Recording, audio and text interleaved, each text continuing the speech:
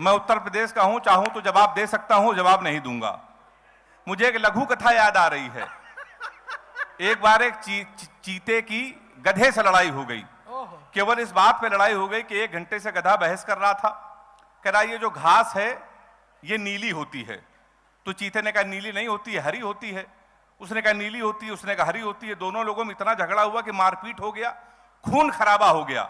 दोनों लोग जंगल गए, कहने लगे इसका समाधान हमारे जंगल के शेर महाराजा करेंगे। शेर सो रहा था, शेर को जगाया। तो शेर ने चीते से कहा क्या हो गया? तो उसने कहा सर 1 घंटे से ये गधा बहस कर रहा है, ये कह रहा है कि घास नीली होती है। शेर ने कहा तुमने क्या कहा? उसने कहा घास हरी होती है। तो हमने कहा हरी होती है। महाराजा आप ही फैसला कीजिए। तो शेर ने कहा ये गधा बिल्कुल सही कह रहा है, घास नीली ही होती है। इस चीते को 2 साल के लिए जेल में डाल दो, इसका खाना पीना बंद। तो चीते ने कहा ऐसा फैसला क्यों कर रहे हो? तो शेर ने कहा जो आदमी गधे से बहस करे,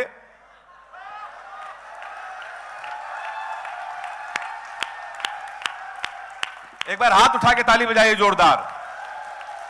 तो मैं शुरू हो जाऊं।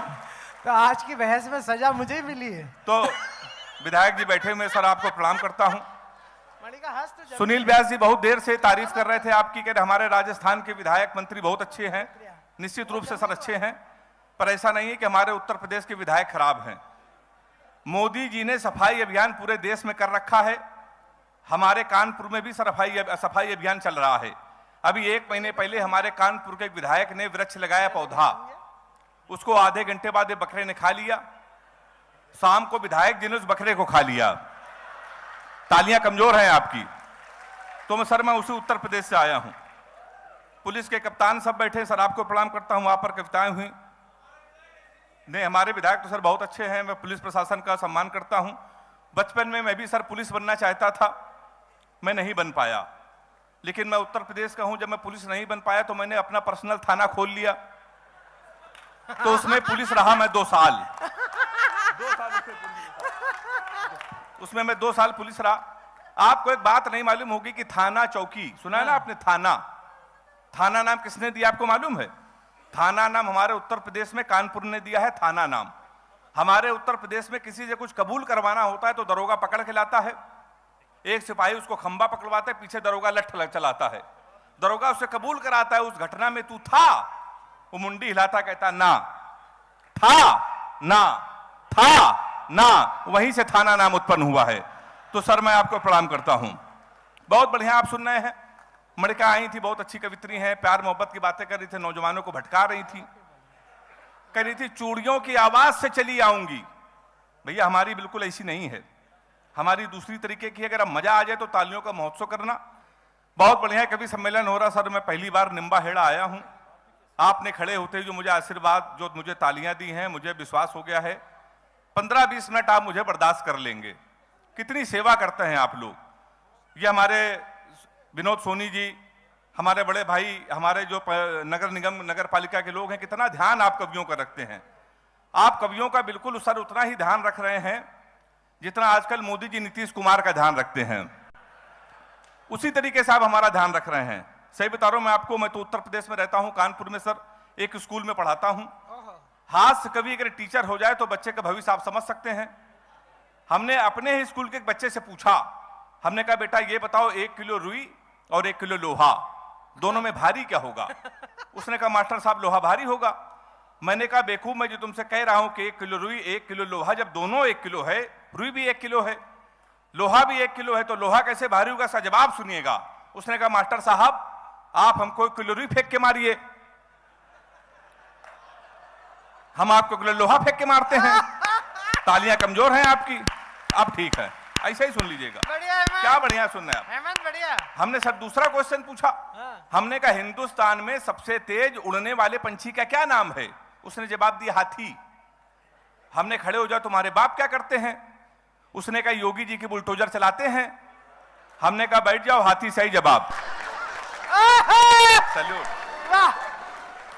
क्या बढ़िया सुनना है आप, क्या निम्बा हेड़ा आए है। मैं तो आपका प्रशंसक हो गया।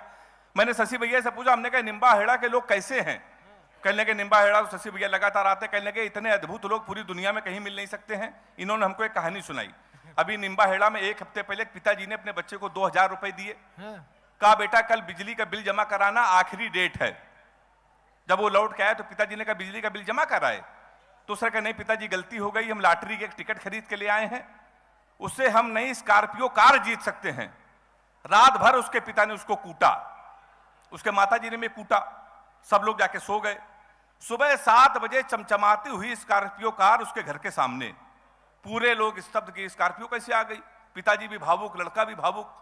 स्कॉर्पियो से एक आदमी निकला, उस लड़के को बुलाया, कहा अपने पिताजी को बुलाओ, हम बिजली घर से आए हैं तुम्हारे घर की बिजली काटने। तो ये निम्बा हेड़ा के लोग हैं सर, मैं आपको प्रणाम करता हूं। तो मैं आपको बता चुका मैं उत्तर प्रदेश का रहने वाला हूं। कानपुर दुनिया का सबसे विचित्र शहर है।